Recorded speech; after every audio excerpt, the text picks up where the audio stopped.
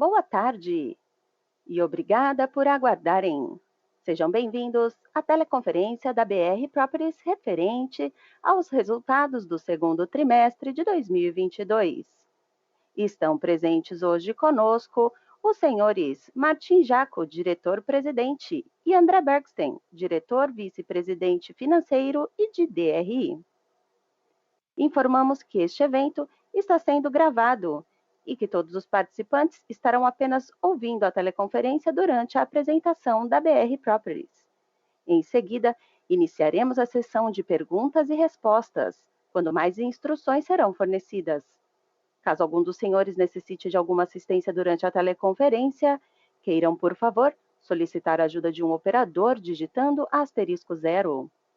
Este evento também está sendo transmitido simultaneamente pela internet via webcast, podendo ser acessado no endereço http://www.brpr.com.br/ri, onde se encontra disponível a respectiva apresentação. A seleção dos slides será controlada pelos senhores. O replay deste evento estará disponível logo após seu encerramento. Gostaria agora de passar a palavra ao Sr. Martim Jaco, que iniciará a apresentação. Por favor, Sr. Martim, pode prosseguir.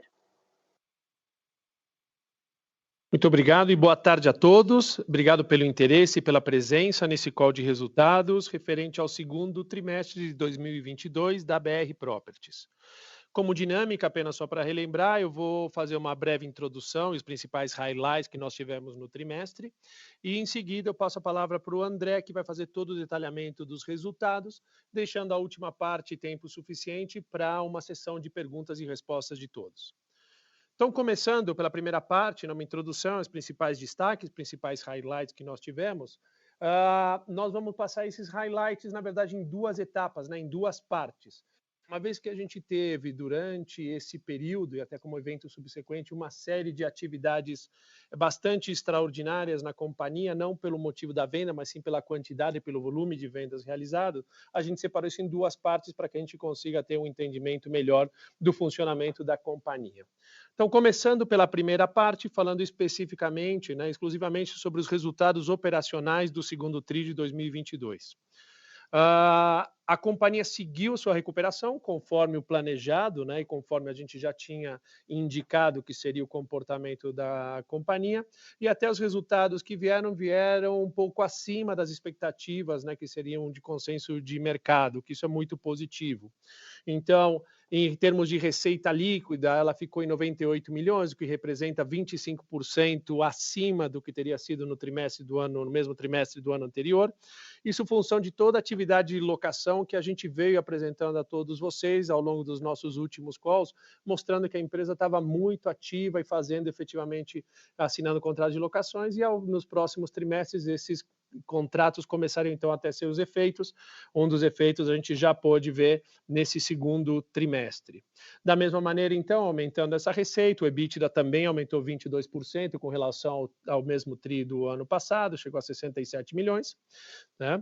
Agora, com relação às despesas financeiras, a gente sabe toda a questão das despesas financeiras, né, o alto custo do financiamento, a taxa de juros que a gente tem hoje no país, que é um dos pontos que a gente já disse desde o ano passado, né, que a gente iria atacar através da venda de ativos para pré-pagamento, e a gente na segunda parte vai falar sobre isso, mas especificamente sobre os resultados do trimestre, essas despesas vieram muito altas, como era de se esperar, até um pouco menor do que era esperado, né, por algumas outras atividades que a gente fez, e consequentemente todo o resultado obtido operacionalmente, né, em termos de EBITDA, ele foi praticamente tomado ali por esse custo financeiro, mas ficamos com FFO de 3,7 milhões, quase 4 milhões, que é acima da prática de mercado, que geralmente estavam imaginando alguma coisa negativa. E, finalizando sobre essa primeira parte, né, os resultados estão bem em linha com o que a gente esperava, a questão da vacância, né, ela ficou estável, na verdade a gente teve uma redução marginal até da vacância, Isso só comprova toda a capacidade operacional, né, mesmo em tempos bastante conturbados que a companhia tem. Vocês viram durante todo o período de pandemia, nós conseguimos não só manter os inquilinos, como aumentar a nossa área ocupada, né? E agora a gente já estava enxergando esse comportamento, então, e os resultados, então, operacionais, como eu já disse, mais adiante o André vai detalhar. E a segunda parte que a gente quer trazer desse call de resultados é referente à venda de ativos. Só relembrando, nós fizemos a venda de 12 ativos por um valor total de 5,9 bilhões em julho de 2022, ou seja, embora trata-se de um evento subsequente, a gente já quis trazer em todo esse relatório, em todo esse call de resultados, os efeitos que isso traz para a companhia, né? Grande parte vocês já devem ter visto no material, mas eu acho que vale aqui a gente comentar sobre essa transação de venda que, primeiro, ela já foi realizada em sua totalidade, ou seja, nós estamos falando da maior transação da história de venda diretas de ativo, que também realça, né, a capacidade operacional que a companhia sempre teve de realizar grandes operações, entendeu? Essa foi a maior, mas nós temos, ao longo dos 15 anos da companhia, realizado um volume bastante alto, né, entre transações de compra e venda muito ativo, né, que é uma das grandes características nossas. Tá? 70% dos recursos dessa transação já foram recebidos, e como a gente já tinha antecipado, e aqui apenas formalizando o que a gente já disse anteriormente, esses 70% dos recursos iriam ser utilizados, em primeiro, para a reorganização de toda a nossa dívida. Nossa dívida foi praticamente 100% paga, nós tínhamos uma dívida bruta de quase 3 bilhões, resta apenas hoje uma dívida ao redor de 240 milhões, que vai ser muito provavelmente quitada agora no começo de setembro, então isso nos traz hoje uma companhia totalmente desalavancada, ou seja, o efeito que a gente falou na primeira parte do custo financeiro, nós não temos mais, ao contrário, hoje nós temos um custo financeiro favorável. Sem ter mais essa dívida na companhia. Segundo ponto, a gente tinha falado de retorno de capital para os nossos acionistas, e na AGE de 28 de julho, né, ou seja, poucos dias atrás, nós aprovamos, junto a todos os nossos acionistas, a redução de capital, que vai equivaler a R$ 2,42 por ação, valor este que deve ser distribuído ao redor do dia 30 de setembro, né, que se torna eficaz. Temos todo um prazo legal para aguardar até lá, ou seja, nenhuma surpresa nem nada. Então, atacamos a dívida, como falávamos, e atacamos a questão de devolução de capital para os nossos acionistas. E, por fim, o que fica da companhia, né? Nós ficamos com um portfólio remanescente de 2,3 bilhões, ou seja, não é um portfólio pequeno, continua sendo um portfólio muito considerável, ele é bastante relevante ainda, e ele é exclusivamente de propriedades AAA, tanto de escritórios e de logística, com uma vacância inferior a 3%. Ou seja, o que a gente tem agora na companhia, sim, é uma companhia menor, mas ela é composta única e exclusivamente de propriedades prime, uma empresa completamente livre de dívida, com um volume de ocupação altíssimo, mais de 97%, e ainda temos um consequente desempenho operacional, né, com todas as características da companhia, né, sem dívida, altíssima ocupação. Obviamente os números devem vir muito bons operacionalmente dali em diante, né? Então essa seria a segunda parte que eu gostaria de dar destaque. Por fim, um ponto importante para nós, que nos materiais a gente já adiantou para você, já tínhamos falado anteriormente, respeito de ESG, como prometido. Ainda no mês de agosto a gente vai fazer a divulgação do nosso primeiro relatório completo de ESG, que também é um trabalho muito importante que a companhia vem fazendo desde sempre, mas dessa vez de uma maneira bem organizada, onde todo o mercado vai poder ter consciência e noção de tudo que a companhia vem feito nos últimos anos e como a gente ainda pretende aprimorar esse desenvolvimento do ponto de vista ESG da companhia. Dito isso, pessoal, com os principais highlights, eu passo a palavra agora para o André, para que ele faça então o detalhamento de todo o resultado do segundo TRI 2022. André, por favor. Obrigado, Martim. Bom dia, boa tarde, né, hoje a todos. Obrigado pela presença no call. Então, com relação aos destaques financeiros desse segundo TRI, eu gostaria de dividir em duas partes, né, um pouco como o Martim fez. Na primeira, falar sobre o desempenho financeiro do segundo TRI propriamente, antes dos efeitos da transação. tá? Até porque ela foi liquidada só em 20 de julho, então a gente teve um trimestre, de fato, inteiro, cheio, sem nenhum efeito da transação, tá? E depois os efeitos da transação que já foram contabilizados em 30 de junho, né, até pelo fato de a gente ter um evento subsequente em 20 de julho, que é muito relevante. Então, a própria norma estabelece assim, o que sem dúvida torna o entendimento aí do mercado de vocês todos muito mais transparente e tempestivo. Né? Não fazia sentido, acho que, aguardar, e acho que, enfim, a gente pôde já, né, praticamente alguns dias depois da transação, menos de um mês depois, já passar para vocês todos os efeitos dela no nosso balanço. Começando então pelo desempenho financeiro, ex-venda do portfólio, né, a gente teve uma receita líquida de 98 milhões, corresponde a um aumento de 25%, quando comparado ao segundo tri do ano passado. No primeiro semestre, a receita líquida totalizou 181, foi 13% acima da receita líquida registrada nos 6 meses iniciais de 2021. Acho que é importante destacar que 20 mil metros quadrados novos de locações de escritório, que a gente já tinha realizado e a gente já tinha avisado isso na última divulgação de TRI, né, que contratos celebrados entre final de 2021 e início de 2022, além dos 63 mil metros quadrados do Galpão Centauri, locado para a L'Oréal, começaram a gerar receita agora no segundo TRI, o que justifica uma boa parte desse aumento expressivo, tá? Obviamente, tivemos também o efeito da inflação, né, que, enfim, GPM e IPCA, nesse caso, hoje estão, nos últimos 12 meses, nesse segundo TRI, estavam bem alinhados, em torno aí de 10% a 12%. E também, eu acho que tem um ponto que no início da pandemia era um ponto muito debatido, né? O GPM deu aquela descolada enorme, tiveram muitas negociações, mas agora, assim, não que seja uma coisa boa a inflação nesse nível, mas é uma coisa que realmente está dentro aí de todos os contratos, de todos os segmentos. Então, assim, toda a inflação aí gerada por esses contratos, ao redor desses 10% a 12% que eu mencionei, estão sendo repassadas, né, para os inquilinos. O valor médio por metro quadrado mensal das mesmas propriedades apresentou um aumento nominal de 9,8% em relação ao segundo tri do ano passado. É bom lembrar que essa variação contempla toda a movimentação das propriedades consideradas, tá? Não só os reajustes, mas também novas eventuais entradas e saídas de inquilino, ou seja, tem um efeito também, né, de preço por metro quadrado da movimentação. Então, a comparação só com a inflação não é uma comparação correta, a comparação tem que ser feita considerando, né, quem entrou em cada uma das propriedades e quem saiu, para você ter, né, a análise bem feita. Considerando só o efeito da correção, né, dos índices de correção, o aumento ficou bem em linha com o que foi o IPCA, o que foi o IGPM, né, nesses últimos 12 meses, no trimestre passado.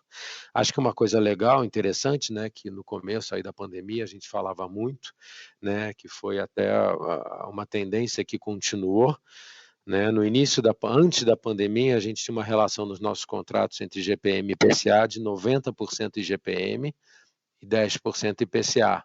No final desse segundo TRI, a relação passou a ser 53% IPCA e 47% IGPM. Então, fora a pandemia e fora, assim, acho que o desempenho do IPCA, né, o quanto ele está, né, absorvendo aí, transmitido de inflação, né, acho que tem sido uma tendência que os novos contratos e as alterações migrem cada vez mais para o IPCA. O D&A, excluindo despesa com vacância, plano de opção, impostos e tributos, alcançaram um montante de 16,7 milhões no segundo TRI, representando um aumento de 19% quando a gente compara com o mesmo período do ano anterior. Nos primeiros 6 meses aqui do ano, essas despesas totalizaram 32 milhões, que é um aumento de 14% em relação ao primeiro semestre do ano passado. Esse aumento no período é explicado pelo efeito da inflação nas principais despesas, principalmente a questão de salários, que é impactada pelo dissídio. O dissídio esse ano foi de 11% e ele, acho que pela talvez primeira vez, não, há muito tempo que ele não é aplicado em maio, quando de fato é o mês do dissídio, né? Ano passado, por exemplo, ele só entrou no segundo semestre.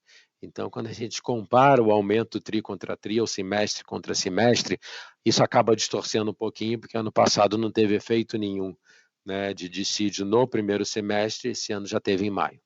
Tá?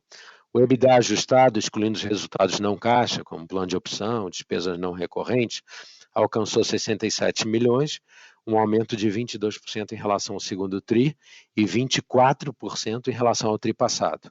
A margem EBITDA no trimestre foi de 69%, no acumulado do ano o EBITDA foi de 120 milhões, tá? E a margem foi de 67%.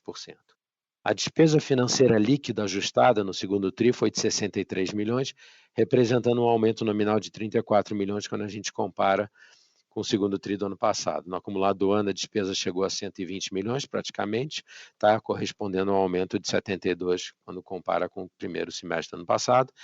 E o resultado, obviamente, vocês sabem, explicado pelo aumento da Selic, a gente está falando de 13,25, que agora passou para 13,75, comparando com 2% no mesmo período, aí, em junho de 2021. Tá? Em relação ao TRI anterior, a despesa financeira líquida aumentou cerca de 15%, enquanto a gente teve uma Selic aumentando em média 22,9%. Tá? Então, como a gente tinha, né, porque a gente já amortizou praticamente toda a dívida atrelada à Selic, a gente conseguiu, de fato, gerar alguma eficiência, tá, quando, né, a gente teve um aumento de custo menor do que o aumento da Selic, proporcionalmente. O FFO chegou a 3,7 milhões no TRI, tá? Acho legal mencionar que em relação ao primeiro TRI de 22, apesar do aumento do custo da dívida, como eu já falei acima, né, 23% de aumento médio na Selic, a gente passou de um FFO negativo de 1,4 para um FFO positivo de 3,7. Ou seja, a gente buscou uma melhoria no EBITDA, tá, que compensou o aumento da despesa financeira, basicamente 24% de aumento no EBITDA versus 15% no aumento da despesa financeira. Com isso, a gente conseguiu mexer para cima o FFO. Em 7 de abril, a gente pagou dividendo de 7,6 milhões, que eram os 25% obrigatórios, né, referente a 2021, e a gente também, em função da nossa política de dividendo, a gente aprovou em AGO, que foi realizada em 26 de abril, a distribuição de 41 milhões de reais adicionais, 0,089 por ação, a serem pagos em 3 parcelas. Em 30 de junho a gente já pagou a primeira, no montante aí de quase 14 milhões de reais. As outras 2 parcelas serão pagas em setembro e em dezembro. E aí, como o Martim mencionou, dentro assim, de um projeto que a gente começou no ano passado, um projeto de ESG, né, relatório de sustentabilidade, onde acho que o nosso trabalho foi colocar no papel aquilo que a gente já vinha fazendo, né, e buscar também os temas de maior materialidade para a empresa. E essa busca contou com a contribuição, né, de todos os stakeholders. Então, a gente teve fornecedor, teve acionista, teve buy-side, teve sell-side, conselheiro, praticamente a empresa inteira. Então, foi um trabalho que levou algum tempo, mas foi bem legal. Tá? E que a gente pôde colocar no papel e vai apresentar para vocês ao longo de agosto. Tudo que a gente já vem fazendo, né, um trabalho grande aí, também muito concentrado na BRPRA, na administração dos prédios, né? O que a gente faz, tá, em termos de energia, em termos de reutilização de água, em termos de resíduo, tá? Além de, enfim, toda a parte também de governança e social da companhia, tá? Então, a gente espera que até o final de agosto a gente já possa publicar esse primeiro relatório. A gente esperava até publicar um pouquinho antes, mas a transação com a Brookfield acabou dando bastante trabalho, a gente teve que deixar essa finalização desse trabalho, tá, para um momento posterior ao closing da transação. E falando da transação, eu vou passar um pouco para ela, né? Então, dia 21 de julho, que foi um dia depois, né, do closing, do primeiro closing, a gente pagou todas as dívidas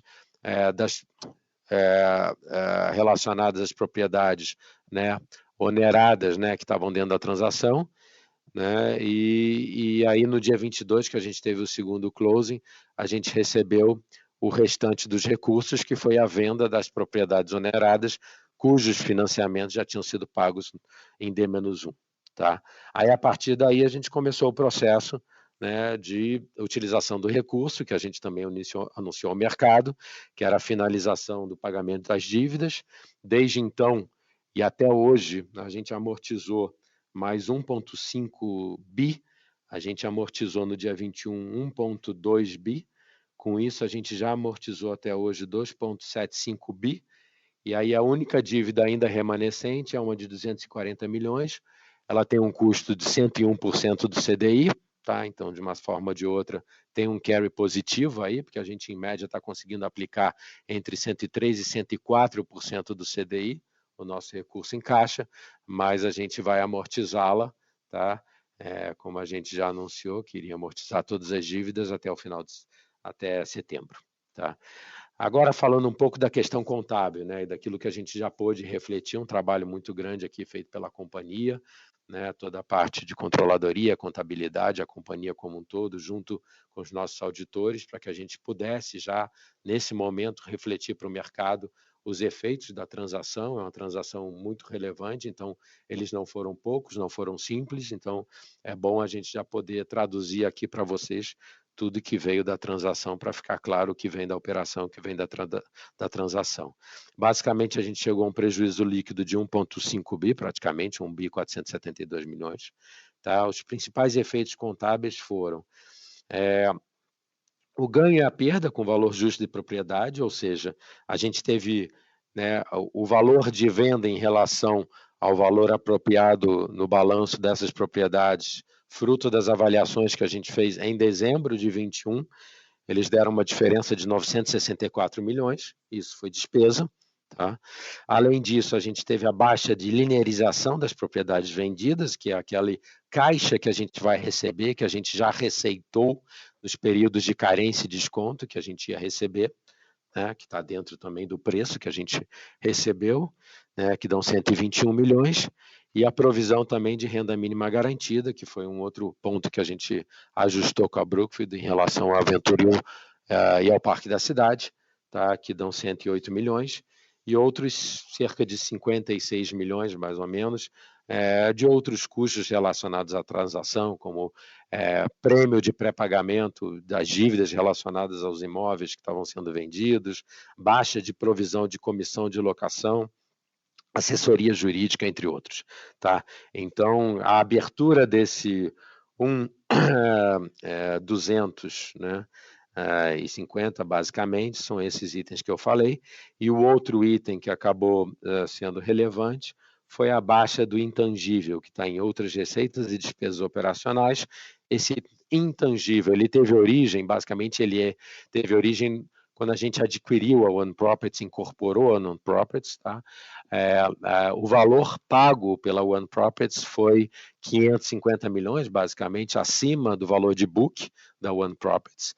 Esse ágio não era o ágio que era carimbado em relação àquelas propriedades, né, e a One Properties especificamente, em um ágio, né, que a gente considera como um valor de uso da companhia. No momento que a gente incorporou a One Properties, a companhia passou a ter um portfólio maior, a companhia passou a gerar valor por conta desse portfólio, e aí, a partir daí, a gente passou a ter uma conta todo final do ano, feita por terceiros, por uma das Big Four, que avaliava, né, qual era o valor, né, a avaliação da companhia versus patrimônio, e aí a gente tinha sempre a tranquilidade, né, que esta avaliação ela dava pelo menos 550 milhões acima do patrimônio da companhia. No momento que a gente vende esse portfólio e reduz, né, o portfólio de 9 bi para 2 bi 300 aproximadamente, a gente tem uma mudança grande nisso. Então, assim, esta nova avaliação que foi feita, ela não chegou mais, né, com determinadas premissas, essa diferença em relação ao patrimônio que fica, né, dos 550 milhões. Então, a gente, obedecendo às normas, né, os conceitos, um estudo que foi feito da administração, dos auditores, né, amparado pela avaliação do Comitê de Auditoria do Conselho, a gente entendeu que a baixa desse goodwill era devida, ela não tem efeito fiscal nenhum, ela não tem efeito caixa nenhum, tá? Então, é uma baixa contábil, societária, tá? Que não interfere em nada em caixa e não interfere em nenhuma questão fiscal tributária. Tá? E, além disso, finalizando, né, a gente teve a reversão dos impostos diferidos. No momento em que a gente tinha bocado um valor das propriedades superior ao que a gente vendeu, a gente lançou, na respectiva época, ou um imposto diferido futuro, porque se a gente vendesse a praticamente 1 bilhão a mais do que a gente vendeu, a gente teria um imposto maior, tá? No momento em que a gente dá esse desconto e tem essas outras despesas que eu mencionei, de basicamente 1.200 bi, a gente tem 34% sobre isso, que são exatamente os 426 milhões que a gente reverteu de imposto diferido. Tá? Então, basicamente, quer dizer, esses foram os efeitos, espero ter sido claro, senão a gente fala aí nas perguntas e respostas. Só finalizando a utilização do recurso, como todos sabem, a gente submeteu a AGE, que aconteceu em 28 de julho, que teve uma presença de quase 81% dos acionistas, e 100% dos acionistas presentes votaram a favor da redução de capital, no valor de 1 bi 125 milhões, como o Martim mencionou, depois da publicação desta Assembleia, tá? São 60 dias de potencial oposição a credores, né? E aí com isso ela vai se tornar efetiva no dia 3 de outubro, data de corte para a base de acionistas dia 30 de setembro, né? Com liquidação em torno do dia 3 ou 4 de outubro.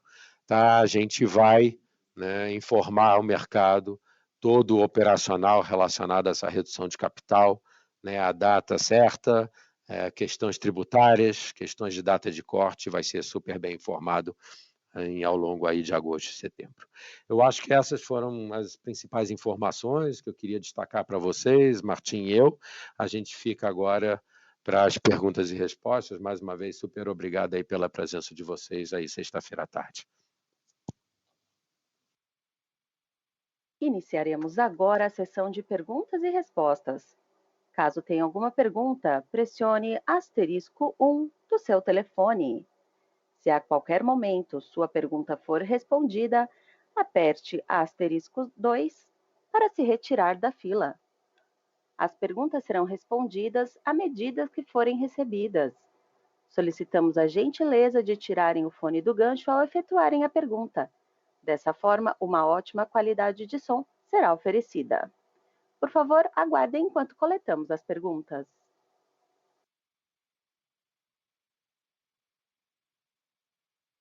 E nossa primeira pergunta vem de Elvis Credendio, BTG Pactual. Boa tarde, Martim, André. São duas perguntas aqui do meu lado. A primeira é sobre o Cajamar, né? Se vocês pudessem dar um update de como que está a expectativa aí para a inauguração, se segue aí no terceiro tri mesmo, e como estão as conversas para locação do empreendimento, né? Se vocês têm uma expectativa também de curva de locação para esse empreendimento para os próximos trimestres. E a minha segunda pergunta é mais sobre estrutura de capital, né? Porque a companhia amortizou boa parte da dívida bruta, pretende amortizar o restante em breve. Então, eu queria entender como que vocês estão vendo a estrutura de capital da empresa hoje, né? Porque os ativos que ficaram na companhia estão bem locados, estão gerando NOI, e se vocês acham que faria sentido, né, de repente, realavancar a companhia, né, para ela não rodar tão desalavancada como ela vai estar depois de todos os pré-pagamentos, né? E se nessa eventual realavancagem, né, potencialmente poderiam até antecipar alguma distribuição de dividendos, alguma redução de capital que eventualmente faria caso com o recebimento dos recursos da venda para Brookfield. É isso. Obrigado. Elvis, tudo bom? E obrigado pelas perguntas, tá? Eu vou fazer a primeira parte do Cajamar, passo para o André sobre a estrutura de capital, mas com relação a Cajamar está dentro aí do cronograma que a gente tinha, devemos receber o Habite nas próximas semanas, né, em termos de obra, a obra está completamente finalizada, é só questão dessa documentação. O projeto ficou espetacular, eu aconselho até aqui quem quiser fazer uma visita, a gente fica sempre à disposição, né, para fazer a visita, principalmente mostrar as coisas que estão muito, muito bem feitas, né, isso a gente faz questão. E em termos de demanda, né, a última parte da tua pergunta, quanto tempo a gente acredita? A gente acredita que esse empreendimento, contando do Habite, em 12 meses deveria estar se não 100%, entre 80% e 90% sim de locação, porque a demanda já é muito grande, tá? Uma demanda que a gente já vem trabalhando há muito tempo.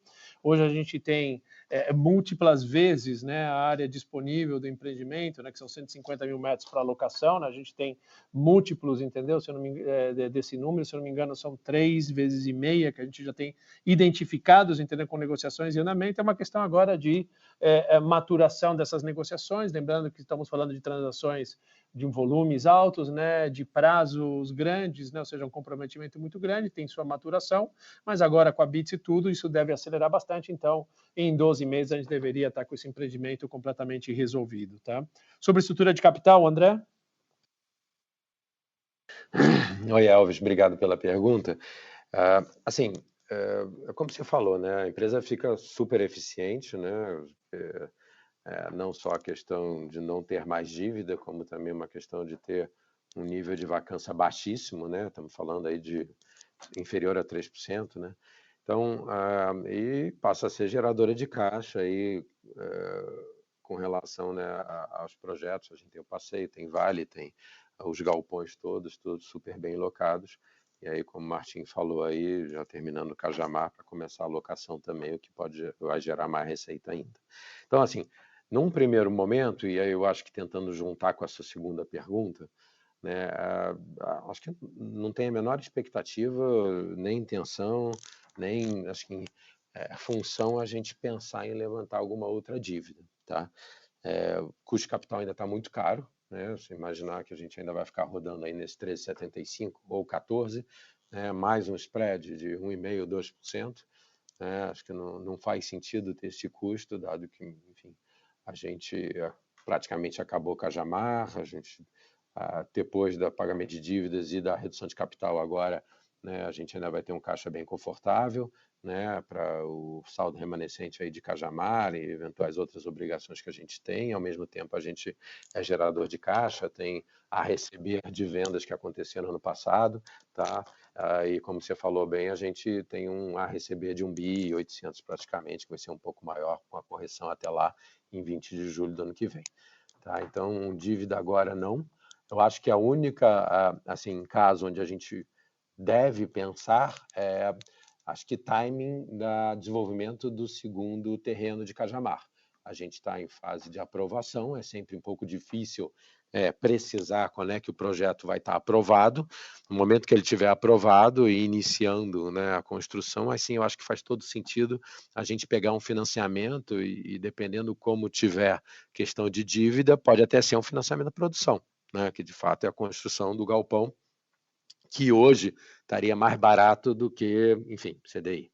Então, acho que é uma coisa para a gente olhar no momento que a gente tiver mais clareza em relação à aprovação de projeto do Cajamar 2, e aí sim acho que faria todo sentido.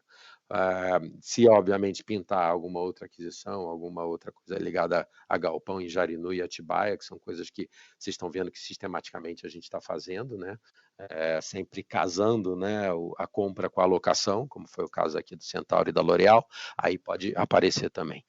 E aí, quer dizer, fora isso, tem a discussão que já começou sobre um 1.800, que a gente começou a conversar, vai ser uma conversa que vai levar algum tempo, como a gente faz, a gente tem um a receber em 12 meses, está sendo corrigido por IPCA até final do ano e CDI a partir do início do ano que vem, tá? E aí é uma conversa que a gente está tendo, que a gente quis priorizar, por enquanto, foi a alocação do recurso já recebido.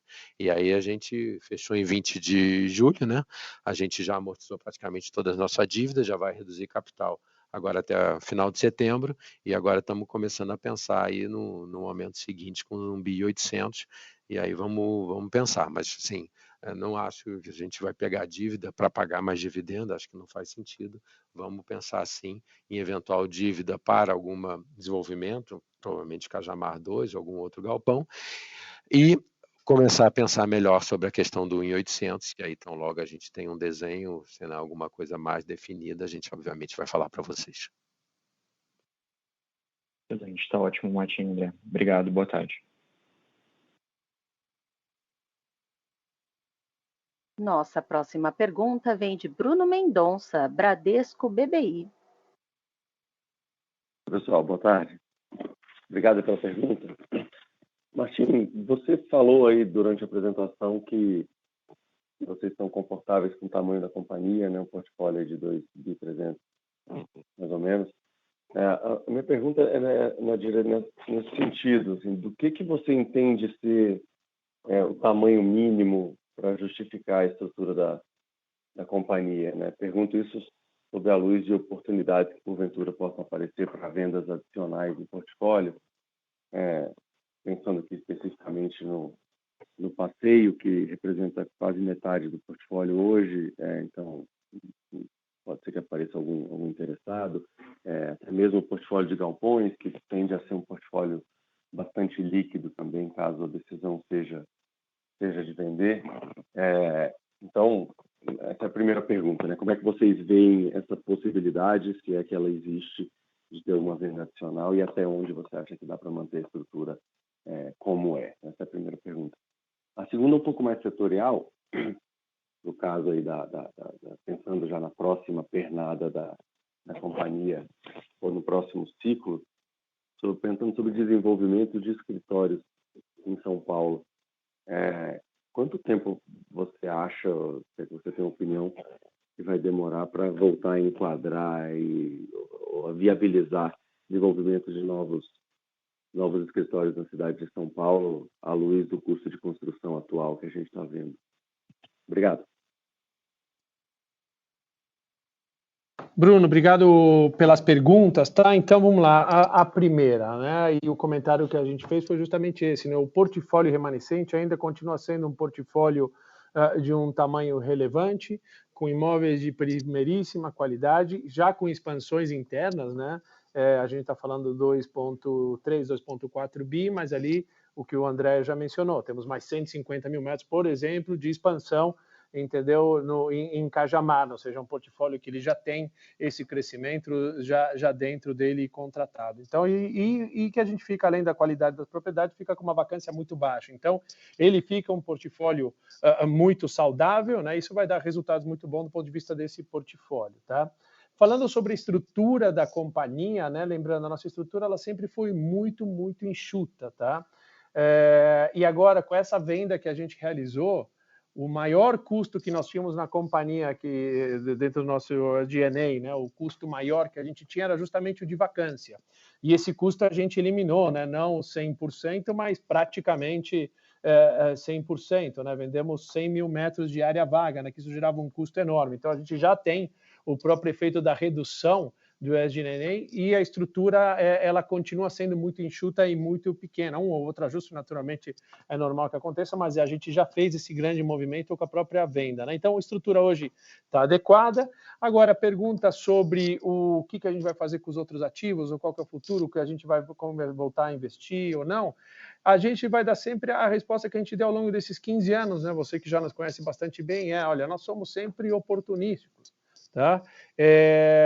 Nossas propriedades estão, desde que a gente compra, elas já permanecem à venda, à disposição do mercado se tiver algum comprador. Então, se vier uma proposta que venha fazer sentido, discutindo com o conselho, olha, faz sentido, a gente poderia vender qualquer tipo de ativo, entendeu? Passeio, Vale, Cajamar, BP, etc. Agora, tem que ser condições que façam sentido frente a essa nova situação que a gente tem hoje da companhia, muito mais confortável, entendeu? Não temos alavancagem, entendeu? Temos uma situação de caixa muito confortável, tá? Então, acho que esse é um pouco como a gente vai andar. E de acordo com o que a gente fizer, obviamente, a gente vai rever a estrutura, né? Se diminuir, se vender ativos, talvez tenha que mexer um pouco mais na estrutura, mas, de novo, não é o crítico, né? O crítico de custo nosso era o custo de vacância, isso a gente eliminou, tá? E se eventualmente a gente crescer, né, desenvolver o Cajamar mais rápido do que a gente imagina, porque o mercado está bom, etc., também a gente vai olhar sempre essa parte da estrutura, né? Então, isso sobre a primeira parte. Agora, falando um pouco do mercado, né, macro, um pouco sobre o próximo ciclo de escritórios, né? O mercado de escritórios ele continua assim saudável do ponto de vista que a gente não tem mais todas aquelas dúvidas que existiam durante a pandemia, né? o home office vai acabar com os escritórios, ninguém mais vai voltar aos escritórios. Acho que todo dia, cada vez mais as pessoas se convencem que o escritório é mais do que necessário pela cultura da companhia, pelo crescimento das companhias, pela evolução das pessoas mesmo, né, como profissionais. Então, acho que isso não tem dúvida. O que tem muito claro é que, sim, hoje a exigência é muito maior. Você precisa ter o transporte, aquilo que a gente sempre falou, você precisa ter a parte de serviços, retail, que a gente sempre comentou, sem falar nas especificações técnicas prime que tem que ter um edifício desses, que para nós é commodity. Outro, se não tiver, não adianta nem conversar. Então a gente vê que esse mercado ele já teve essa estabilização e ele começa um ciclo de melhora. Claro que esse ciclo de melhora também está muito atrelado ao cenário macroeconômico, né? E hoje a gente tem, como aqui a gente já comentou, o André já comentou, tem um cenário de taxa de juros muito elevada, ainda tem uma inflação, entendeu, que está elevada, temos um cenário de eleição, né, que faz com que o mercado continue andando devagar. Então a gente não acredita que esse mercado é um mercado que ele se recupera de uma forma muito rápida, mas sem dúvida nenhuma vai ter uma recuperação. Essa recuperação, quando a gente fala também, a gente se refere à recuperação dos valores, né? Os valores ficaram de locação, né? Eles ficaram muito, muito baixos, eles têm que ter uma correção, né? Em função do próprio custo de reposição que teria hoje. Na verdade, a grande parte das transações que a gente viu no mercado, todas elas levam em consideração esse ponto, né? Ou seja, vai existir uma recuperação desses valores, senão não faria sentido a própria aquisição, né? Em termos das condições que tem agora. Então, a gente acredita que essa recuperação vai existir, mas vai ser uma recuperação um pouco mais lenta. E a gente, da mesma maneira que a gente falou para a primeira parte da reunião, a gente está sempre olhando isso de forma muito oportunística. Se efetivamente a gente vem achar alguma coisa que venha fazer sentido, vamos trazer para a discussão aqui dentro. Não temos hoje nenhuma perspectiva disso. Hoje a nossa grande preocupação era, primeiro, encerrar bem essa transação e fazer os trabalhos que a gente tinha que fazer, principalmente com dívida e devolução de capital para os nossos acionistas, e agora, então, a gente entra agora nessa outra etapa aqui com esse portfólio, onde a gente vai ver as situações, o que o mercado vem, se tem interessados, se não tem interessados, como a gente sempre olhou, de novo, de forma oportunística, como a gente vai continuar fazendo isso, Bruno. Bruno, André aqui, só adicionando o negócio, a questão de estrutura, de G&A, né? A gente, no momento que a gente tem um portfólio de 9 bi, existem serviços, de certa forma, alguns que não têm proporcionalidade nenhuma e outros que têm bastante proporcionalidade. Um exemplo claro, para de repente ficar mais fácil materializar, as avaliações de propriedades que a gente faz no final do ano. Aquilo é uma despesa de G&A, e obviamente o que a gente paga de prestação de serviço para a Richard Ellis, quando ela avalia 9 bi de portfólio, quando ela avalia 2,5 bi, são valores totalmente diferentes. Quando você está com uma propriedade debaixo de casa, você tem, às vezes, custos de manutenção, mas relacionados a custos de manutenção e, eventualmente, custos de CAPEX, que são ativados, né? Você tem uma estrutura que gira em torno disso, né? Você tem que estudar, você tem que contratar um arquiteto, você tem que contratar um advogado. Então, assim, existe uma redução imediata e natural, né, desses serviços, né, que muitas vezes não tem uma relação direta e outras vezes tem uma relação absolutamente direta com o tamanho do teu portfólio. Então, também para ter em mente, à medida que a gente está trabalhando nisso também, identificando esses pontos, a gente também vai passando para vocês. Mas só um pouco para materializar esse tipo de redução que às vezes está um pouco fora aí da visão de todo mundo. Tá ótimo. Beleza, pessoal. Obrigado. Nossa próxima pergunta vem de Renata Cabral, Citibank. Oi, pessoal. Boa tarde. Obrigada aí por pegarem minha pergunta. É um follow-up, né, em relação à pergunta anterior. Acho que ficou bastante claro, né, em termos de despesas, né, que despesa de vacância praticamente vai zerar e que na linha de G&A pessoal existem oportunidades aí para redução também. Vocês conseguem ter uma ordem de grandeza para a gente, qual seria mais ou menos o G&A run rate para o tamanho atual da companhia, quer dizer, né, com um portfólio de 2 e poucos bi? Oi, Renata. André, obrigado pela pergunta. Não, ainda não. Acho que esse é um estudo que a gente está fazendo. Eu acabei de comentar com o Bruno, né? Essa questão de que existem serviços de terceiros que acabam sendo reduzidos em função né, da redução do portfólio. A gente está fazendo esse trabalho agora, como o Martin tinha comentado antes, a gente estava 100% focado primeiro para o signing, depois para o closing, né, redução de dívida, redução de capital. Então, essas são as prioridades, né, porque eu acho que a gente atende o anseio, né, e aquilo que a gente colocou para os investidores, que vamos focar nisso. Agora a gente está olhando essa outra parte, né, e assim que a gente tiver um número mais, enfim, mais bem compreendido, juntamente com essa questão do 1.800 no ano que vem, aí a gente vai trabalhar nisso, a gente fala para vocês, mas não tem ainda o número, não. Tá. Mais uma vez, acho que é importante reforçar, né? A gente passou de 15 milhões, né, de despesa de vacância TRI para 350 mil reais. Então, assim, então, na prática, a gente está passando, né, de 60 milhões ano de despesa de vacância, né, para 1 milhão e 400. Então, assim, é claro que vai ter questões ligadas a serviços de G&A, alguma coisa ou outra de estrutura, mas, enfim, acho que acaba sendo até um pouco marginal em relação a esse absurdo que está sendo a redução de vacância. Perfeito, super claro. Obrigada, gente. Boa tarde. Nada, obrigado a você. Com licença, lembrando que para fazer perguntas, basta digitar *1.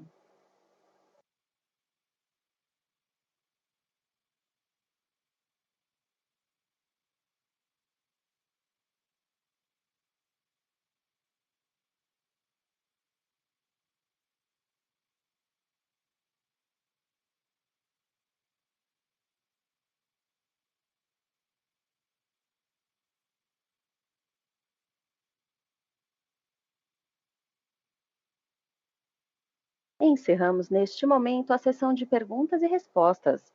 Gostaria de passar a palavra ao Sr. Martin Jaco para as considerações finais. Por favor, pode prosseguir. A todos, muito obrigado aí pelo interesse e pela atenção no nosso call de resultados do segundo TRI de 2022. Como sempre, a companhia fica à disposição para atendê-los em qualquer outra dúvida que venha a surgir mais adiante. Obrigado a todos e um bom final de semana. A teleconferência da BR Properties está encerrada. Agradecemos a participação de todos e tenham uma boa tarde.